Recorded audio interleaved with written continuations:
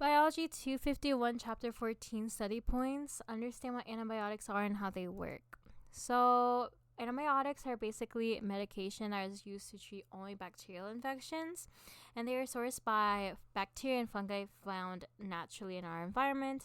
And they basically kill bacterial infections by binding to cellular components or enzymes to inhibit essential processes. And I'll get into it later, but they are ineffective against viruses and fungal infections.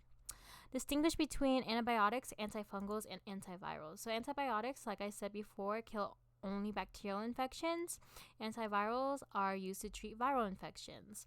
And the difference between the two is that, like I said before, antibiotics target cellular components, while antivirals target aspects of the viral life cycle. So think of like lysogenic conversion. Antifungals. Antifungals are medications used to kill fungal pathogens or prevent mycosis. The reason why antibiotics don't really kill viral infections is because viruses are acellular, right? So essentially, there's no target in viruses for antibiotics to kill, right? Because like I said, antibiotics target cellular components specifically for bacteria, but viruses are acellular, so they don't have anything to be targeted, right? And they're also ineffective against fungi because they are eukaryotic cells. Remember, fungi are eukaryotic, and eukaryotic cells have that 80S ribosome, while prokaryotic cells have that 70S ribosome. What are the sources of natural antibiotics? Like I said, they are found in nature. Bacteria or in fungi. Know the history of antibiotics and what we discussed in class. So the 4 people you need to know is Fleming. There's Fleming, Florian Chain, and Dorothy Hodgkins. So Fleming's basically, you need to know that he's credited with the discovery of antibiotics when he identified the mold Penicillium and discovered that it can be used as a natural antibiotic, which from Penicillium he created penicillin. And Florian Chain basically took Fleming's penicillin and discovered how to scale up penicillin production. And that's how, now we have all these mass-produced drugs that a lot of people use. Dorothy Hodgkins is important to know because she was the person that was able to first develop semi-synthetic antibiotics. So she was able to do this by determining the structure of penicillin. And she did that by using X-ray to basically see the structure and be able to modify it, modify the molecules to get different properties. And then Solomon Waxman, I don't think he'll be in the test, but he discovered antibiotics by isolated fungi, Acinetobacteria. Distinguish between natural, semi-synthetic, synthetic antibiotics, and examples we discussed in class. So synthetic antimicrobials are basically drugs that are solely made from chemicals, not from bacteria and mold that we discussed earlier, or that are used to make natural antibiotics, right? So they're solely chemical, no natural bacteria and mold.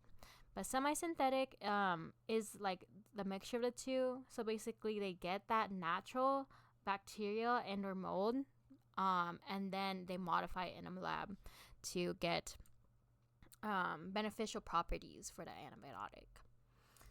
Describe key features. So antibiotics have different spectrums of activity. So they have broad spectrum or narrow wide spectrum. They also are able to target features that are specifically unique to bacteria and the prokaryotic 70S ribosome structure, or like the lipopolysaccharide cell membrane, or the DNA in bacterial cells.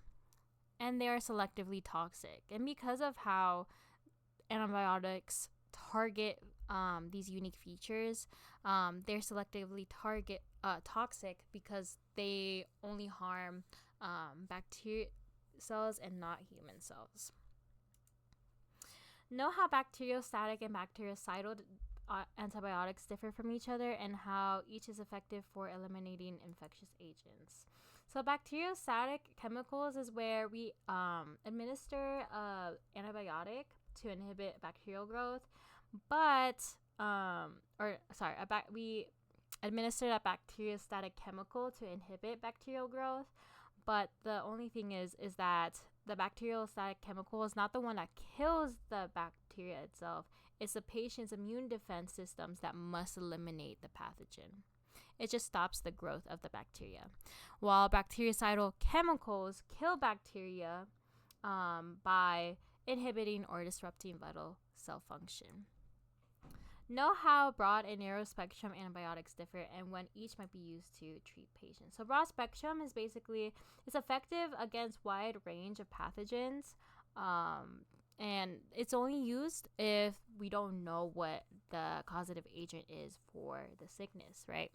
But the thing is, it's harmful to the body because it could lead to superinfection, and it's overall really disruptive to the natural human microbiota because it's targeting multiple bacteria, either good or not good bacteria. And then narrow spectrum is it has a limited range of pathogens, and we only use this when we know the identification of pathogen.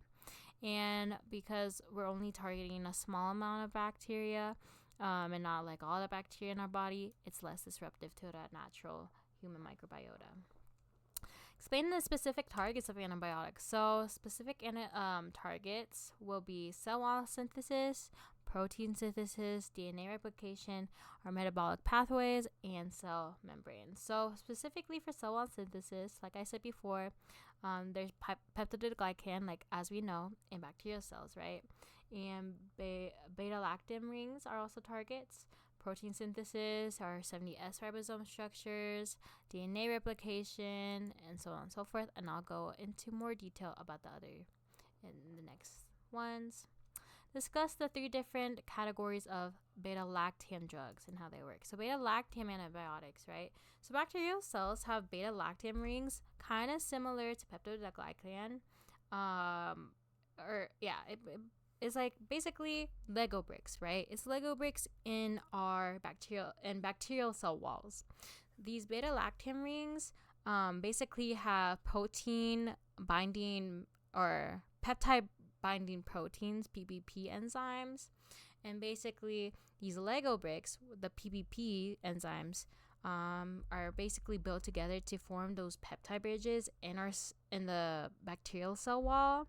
And basically the beta-lactam antibiotics just like disrupt and take down those Lego bricks, if that makes sense. And some of the 3 categories are like penicillin, cephalosporins, and carbapenems. Understand the 3 different categories of beta-lactam drugs. So let's get more into it. So penicillin is our basic, the one that Fleming discovered, and they're really good against gram-positive bacteria. Cephalosporins, you need to know that they are 5th generation effective against MRSA. And that's really, really important. That may or may not show up on your exam. And for carbapenems are basically beta-lactam drug that is not inactivated by beta-lactamase and are effective against gram-positive and gram-negative. Explain the differences between the various penicillins we discussed in class. So there are 4. There's penicillin G, which is basically our natural one. Penicillin V, ampicillin, and methicillin. So penicillin G kills gram-positive and is our natural antibiotic.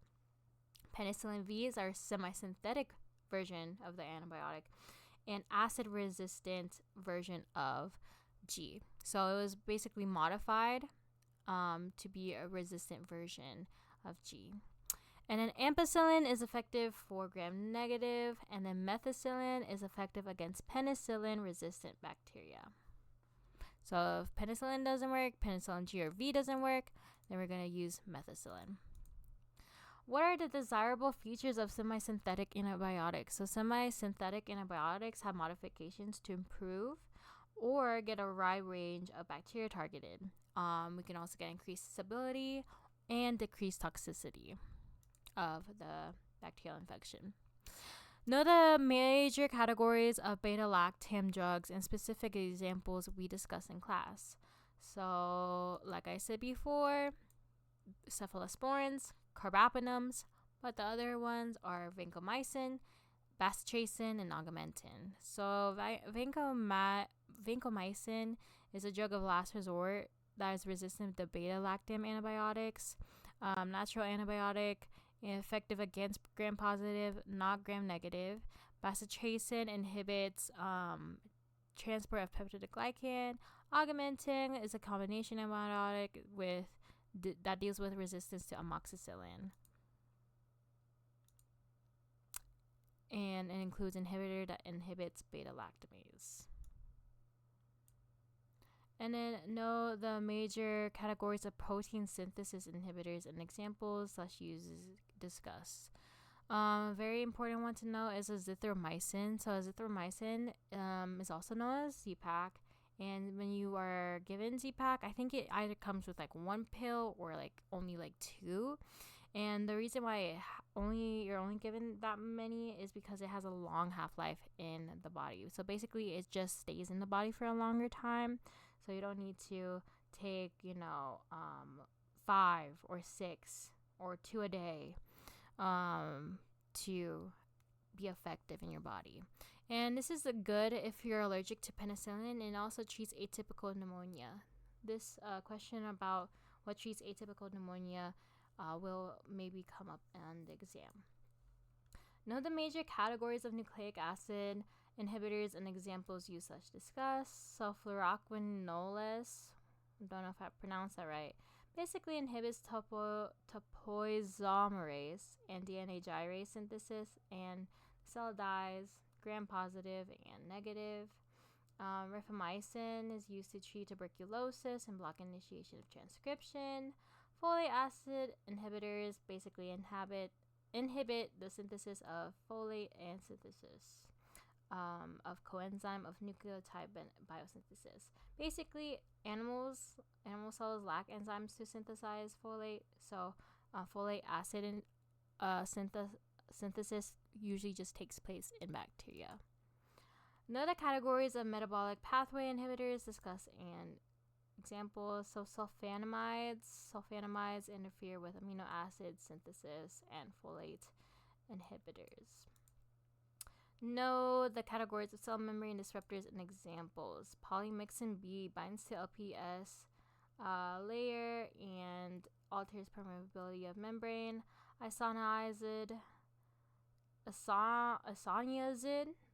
suspected to disrupt enzyme and fatty acid synthetase pathway. Explain the various tests used for evaluating antibiotic susceptibility and sensitivity.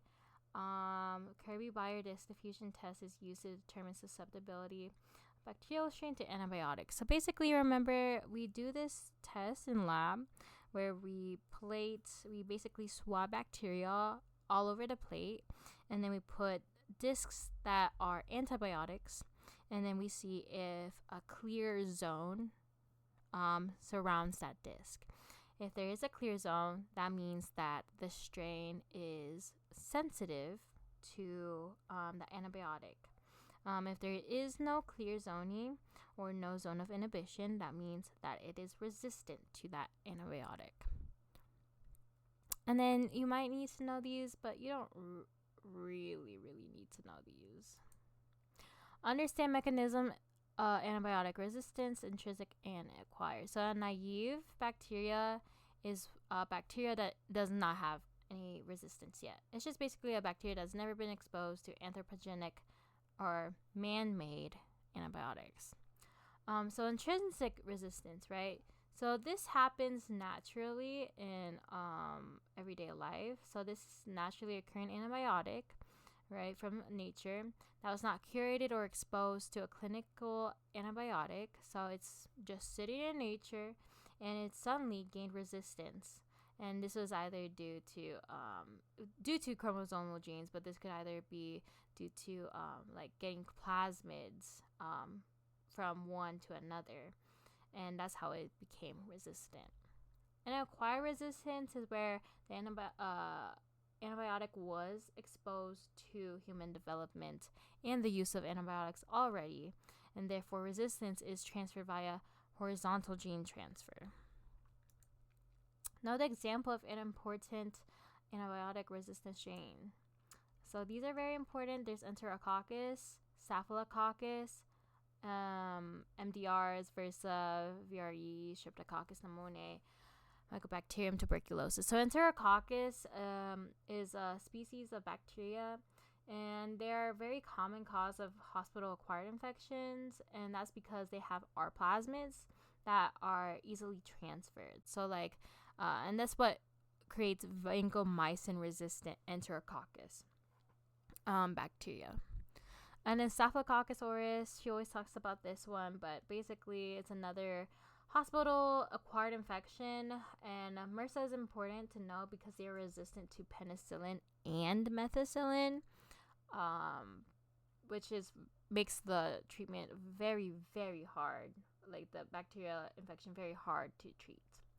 And then multi-drug resistant microbes. So these are superbugs. Superbugs are where, if you remember, basically these are antibiotics that are super resistant to a lot of our current antibiotics that we have out. So these bacteria, the superbugs, are all resistant to penicillin, to this one, to that one. So it's hard to treat these ones. Versa and VRE, same thing, except MRSA is just vancomycin resistant. And these two are just hard to get rid of. What factors contribute to the rise of antibiotic resistance? So you need to know, basically, over time, there has been increased use, misuse, and overuse of antibiotics. For example, think of animals getting resistance. They gain resistance by being pumped with antibiotics and other drugs so that they can become big and plump and, be ready for the picking, right? And then basically they pass the resistance that are that are from the antibiotics, right, that was injected into the animal, and basically pass it on to us humans. And then there's also patient noncompliance, like not taking your antibiotics appropriately, either not using it when you're supposed to use it or not fully using the antibiotics that you are prescribed. And misdiagnosis or pressured healthcare workers to prescribe antibiotics are also a problem, because a lot of patients, they come in, they're like, I'm sick, and then doctor's like, you're not that sick, and then the patient's like, give me an antibiotic anyways. That's harmful because we're just introducing bacteria in our body to antibiotics that we don't need yet. Subtherapeutic dosing, just using antibiotics recreationally instead of for medical use. Antibiotics are used, self-described, for either recreational use or misinformation. And then how can antibiotic resistance be reduced / prevented? Physicians need to know when it's appropriate to administer antibiotics, and it's also up to the patient to take antibiotics when appropriately needed, not just because they saw online that they need to take this antibiotic because they might have this crazy sickness that they may or may not have. And just educating the public overall about the use of antibiotics, and that antibiotics are useful for getting rid of a lot of bacterial infections that we come across daily. And the availability of antibiotics, inclusion livestock, like I said, not pumping our food with antibiotics when they don't need it. And then that's it. Thank you.